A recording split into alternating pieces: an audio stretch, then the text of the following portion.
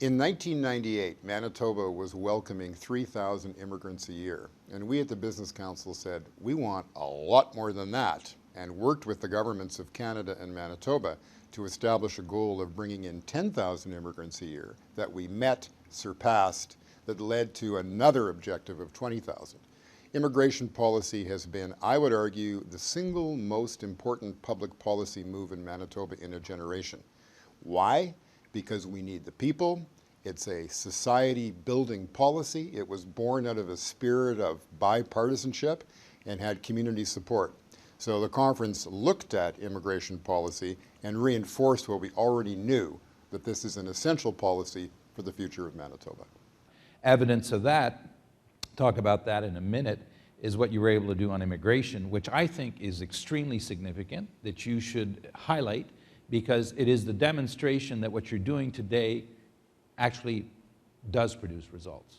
Anyone who thinks you're wasting your time, that this is, you're wrong. You have demonstrated through, and Art, through your leadership, that if you do choose to focus on something, you will do something exceptional, and it will be different from other outcomes elsewhere. We have to be very, very careful that collectively, that we understand that we have the potential, even if we don't grow faster, but the point is, we have the potential to continue this growth rate, but not if the federal government begins playing with the rules and standardize that which we made unique.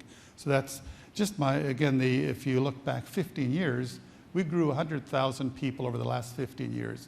If we can grow at the rate of the potential of the last couple of years, we'll grow by 300,000 people in the next 15 years, which would bring us to a population of 1,550,000, and about 1 million, Winnipeg would approach 1 million people. Those are very, very dramatic numbers, and the impact would be dramatic.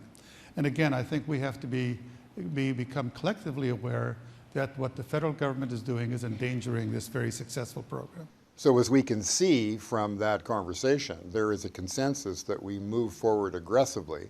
We intend to do that. We'll be monitoring changes to the provincial nominee program. We're meeting with the federal minister, the premier, and others in the Department of Immigration, both here and in Ottawa, to make sure that the Manitoba model, which has really become the poster child of immigration policy internationally, maintains its integrity as we move forward.